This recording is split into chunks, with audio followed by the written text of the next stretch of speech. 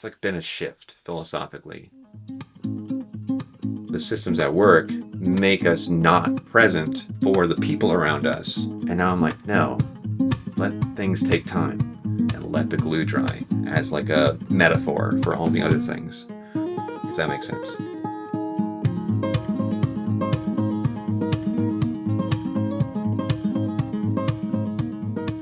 My name is Sky Burkson, and I explore digital landscapes, and then I recreate them in miniature out of paper.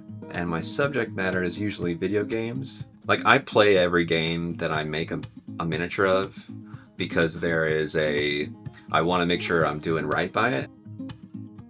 One of the things I'm communicating with the artwork is not that I'm just some tourist to the game, that I have felt what the game feels like to play. It's really just what's striking me in this moment, in like this game. Is there a moment? Is there a vignette? Is there a location? Is there something striking that I'm just going like, that's it right there. It's very easy to go, oh, well, you just pick out the most spectacular looking place or something cool looking. When I first started doing this, I was doing locations and doing architectural sort of ideas. I think it was Firelink. Whenever Firelink comes up, I sort of dog on it a little bit because it's not a great miniature. My buddy bought it. And so then he also is like, why do you keep dogging on this piece that I bought from you? But it is, I think, like the most important piece that I made because it like marked a turning point in how I was focusing on things. It's like the first one where I didn't set a like timeline. Just put the time in, like get it done. If it takes another week, then it takes another week. And it took a whole month to make this thing. Paper started by doing set design for theater because it's not the exclusive medium that you work in when you do theater set design, but you gotta move fast, you gotta move quick, and typically you're gonna be working very cheap. And paper accomplishes all three of those things. You can whip through it fast, it doesn't cost a lot to find paper and glue it together. You can make additions and changes and cut parts out really fast when it's paper. The medium in itself is built out of tradition, working with paper. At a certain point, you cannot push it any further. You can't get the detail you can get out of like a bead for little like, rivet details. You cannot get that detail out of paper. At least where I'm at, you can't. And so there's a natural element of being like, either I figure out how to do it, or I embrace the material as it is. I like being right on that line sometimes of being like, what do I want to do? Do I want to figure it out and see if I can push it? Or do I want to like just embrace this thing as paper for a minute and let it just be paper? That's paper right there. And this is paper. The dragon's paper. And it's hard. As hard as a 3D print. So that's me tooting a horn on that philosophy. There's a Chrono Trigger piece, some sort of a plan view of it, which is like looking straight down at it. I did this at the same time as me drawing out the idea too. So when I'm talking to Ecoraptor about this idea, I've got a ground plan too, so that I can put my hand next to it and be like, it's gonna be about this big, and it's gonna be about this big. Okay, let me just draw out as fast as I can, sort of like the shape and form of things. I'm like, I think it's this. I think this is right. And then we get to final details and then we, confirm the whole idea and lock it in. Then I start making the piece from there. With something like this, it's like basically I build like box platforms to start with. Here, I'm gonna pull Lavos out here. You can see the board structure is in here. Mm-hmm. So then I just build it up from there. I use this drawing and I just go and build it up. Yeah. You can see sort of the framework around these inner vignettes here. There's like a whole board structure that builds the elevations and the topography, which is only when it's like a big piece. Mm-hmm. Otherwise, I just get right into like the details of like smaller, finer vignettes, like this one. Sort of a good reference point for like, oh, well, what about the smaller ones? Like that, sort of.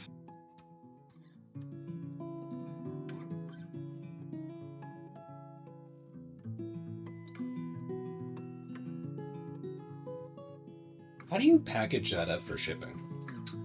Something like this, this realm with like Ecoraptor, they're the only ones who have had like huge pieces. The last time I did one for him, I actually met him.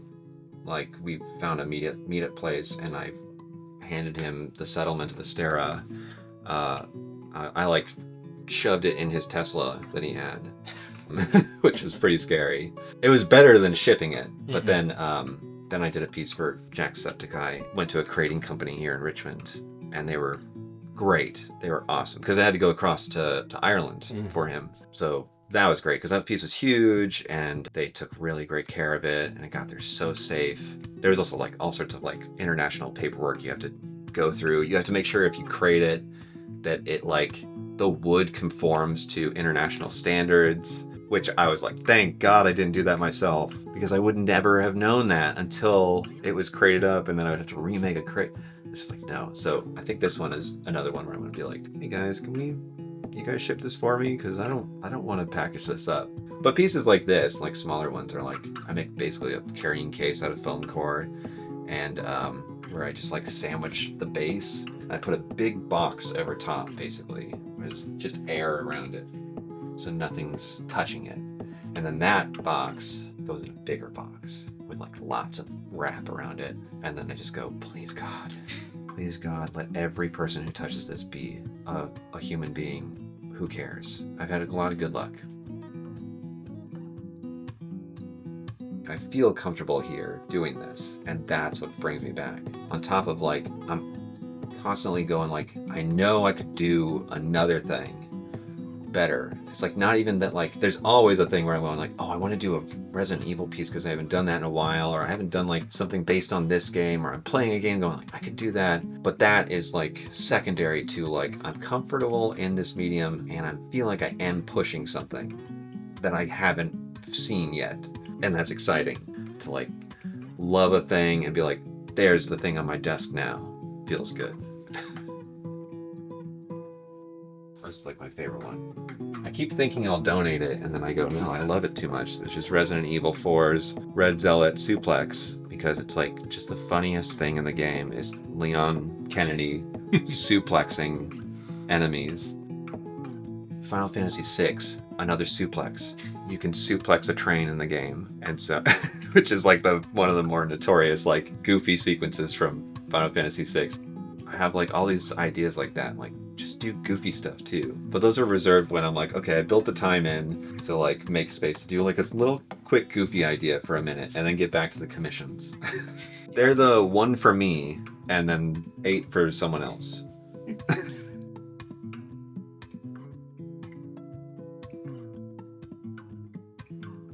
I've had 2 other careers before this one, and I just know what it feels like to do something where you just go like, this is not my bag, and like that can feel like shit at first. I can't do this job. I can't do this thing, and then forcing yourself to do it longer than you should.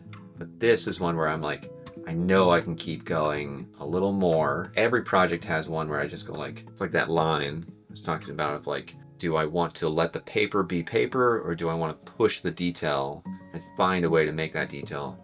And pretty much every time I find something where I go like, I'm gonna let the paper be paper, but then I like send the piece out the door and my brain is going like, I think I know how I could do that.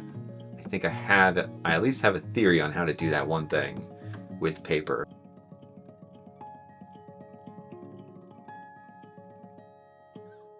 It's like been a shift philosophically and mentally of being like, you can shut it down for a minute and let the glue dry as like a metaphor for all the other things. The systems at work make us not present for the people around us. As much as I love being alone working on these things, I also severely love my kids. And it's insane that I can't just be present for them when it was like, get the work done. And now I'm like, no, let things take time. Shut things down at 5. Be present from there on. If they're homesick, they're homesick, and you are there with them, and that's important. Working with paper is like this force of being like, you gotta let it take time. You gotta take that time to be like there too.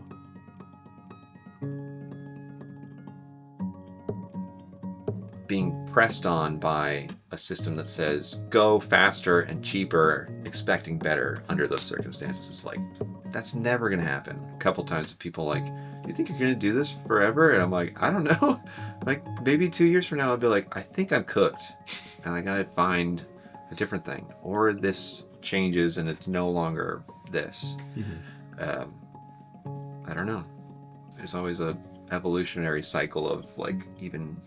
I like seeing that in artists, and like games do that too. Like I love Resident Evil, and it's re-evolved itself. It's like changed itself, and there's different eras of it, and every single one of them. There's not one where there's like that's the bad era. I'm like no, even the ones that you can like joke on and point at and laugh, like 6 and even 5. I'm like I love 5. 5 is so good, and it's totally different.